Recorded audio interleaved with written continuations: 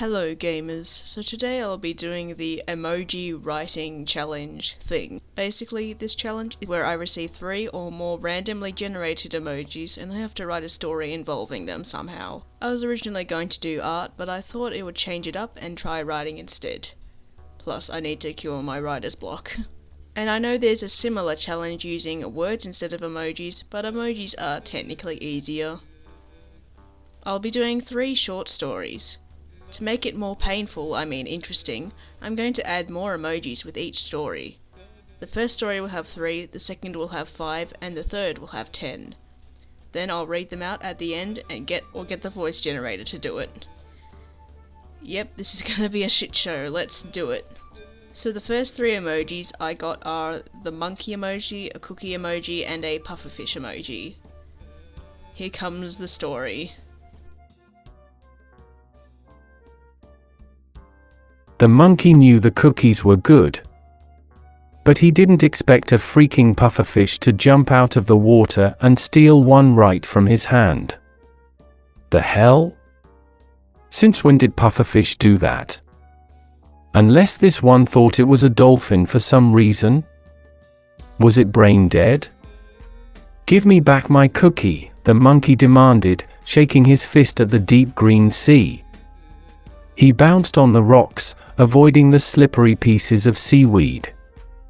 The pufferfish actually smiled at him, the prick. All that remained of the cookie were sad, floating crumbs. The monkey knew the bastards could kill you in like 10 seconds, but he didn't care. He was gonna go down there and squeeze that pufferfish like he squeezed his boyfriend's ass.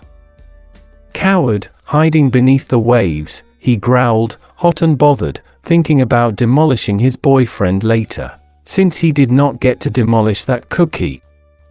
He roared like when someone pulls your ear, but louder and fuming, and plunged into the sea, spraying water everywhere. The pufferfish swam away, crying for their stupid bitch girlfriend. The monkey was a banger of a swimmer and kept up decent pace. Hell, the legend was on athletic terms with a fucking fish. All the bastards do is swim and steal unsuspecting idiots' cookies. This ended up being a stupid dumb idiot mistake, since it turned out the pufferfish had a great white shark as a girlfriend. A great white shark who was very offended anyone would chase after her sweetie pie munchykins. The monkey swallowed. That's when he realized he was the one being demolished tonight. And that's it for the first story. I hoped you enjoyed it. It got way more chaotic than I thought it would.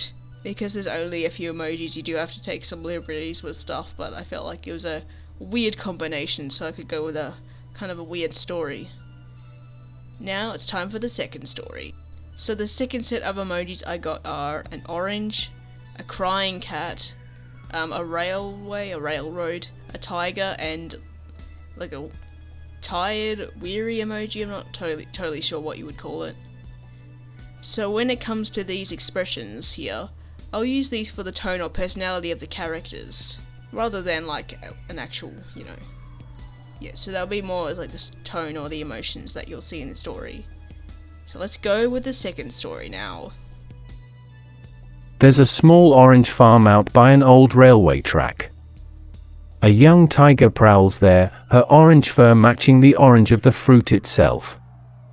It is an oddity, a creature such as this, living on an orange farm.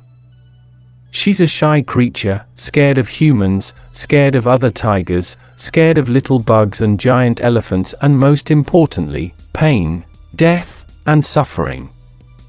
She weeps the loss of her family, her friends. They live in her heart, but it's not the same.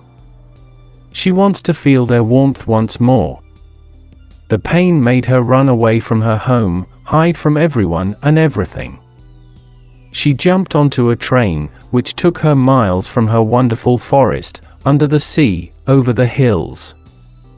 Before she was caught by the eye of the humans, she raced off the train, escaping into rows and rows of trees. It wasn't like the forest back home. The trees were artificially lined up, waiting in a queue. They bared strange circular fruit with an awful odor, attracting humans and bugs alike. They spent hours picking and picking the piles of orange fruit. The humans loved the fruit, turning it into juice and swatting away the bugs. They seemed like nice humans, laughing and smiling, but the tiger still felt weary. She kept into the bushes, hunting when necessary, but never in the line of sight. And that is how she's always known it. She hates the taste of oranges and she's still scared of everything, but the train is right there, so who knows, perhaps, when she gets the courage, she will jump on board and escape again. So that's it for the second story. I tried to make it a bit more somber because of the crying cat emoji. I mean, I could have put a cat girl in there, but no. That one actually had no dialogue at all, so yeah, that was definitely different from the first story, where the monkey was obviously talking and all that. Anyway, now it's time for the third story. So the third set of emojis I got are a happy, smiling, blushy face, a sweet potato or a yam if you want, whatever you call it, a bunny, a car, a kissy emoji, some leaves, a snowflake, a mango, a chili, and you can't see it on Android, but it's it's like another blushy face. This one is a tricky one. There's only one animal and a few emotions here. Plus, there's autumn/fall leaves and a winter snowflake. 2 seasons in one. Now that's going to be interesting. Reddish-brown leaves are falling above. I feel the cold air, a sting of ice against my fur. Despite that, my head is all fuzzy. My cheeks are hot. I resist the urge to giggle like a little kid. I put my strange little picnic basket in the car, inside, a yam, a chili, a mango. I'll make them into a salad when I arrive at the park. My partner will love it. My long ears perk up, I hear more icy wind, screaming in the distance. But not even that could dampen my mood, I haven't seen my partner in ages. Just thinking about them makes me sigh and swoon. I get into my little blue car and take off, turning away from my burrow. It's a small car, sometimes cramped, but I wouldn't have any other vehicle. Leaves dance in the wind, beautiful as any ballroom dancer. My whiskers twitch as my grin broadens. I see my partner up ahead, they're waiting by the big oak trees, holding a picnic basket of their own. They're a grey bunny just like me, although a few shades darker. I give them a wave and a grin, in return, they blow me a kiss. Stop it! I cry out, my face burning like the chili in my basket. I'm driving. They laugh, and damn it all, I laugh too. I'm so lucky to have them. Suddenly, their eyes light up. Snowflakes, they shout. I gasp, staring at the dark clouds above.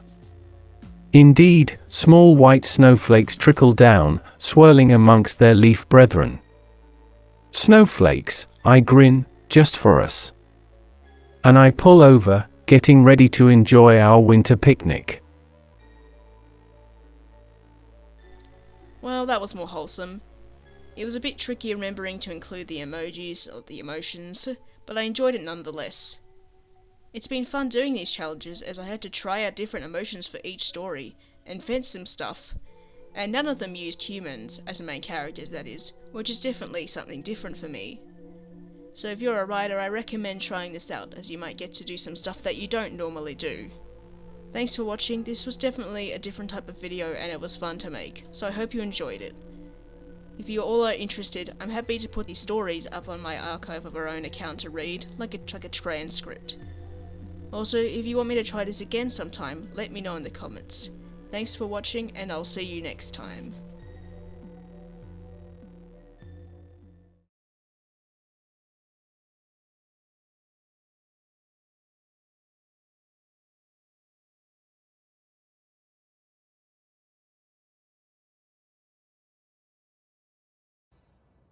にゃ。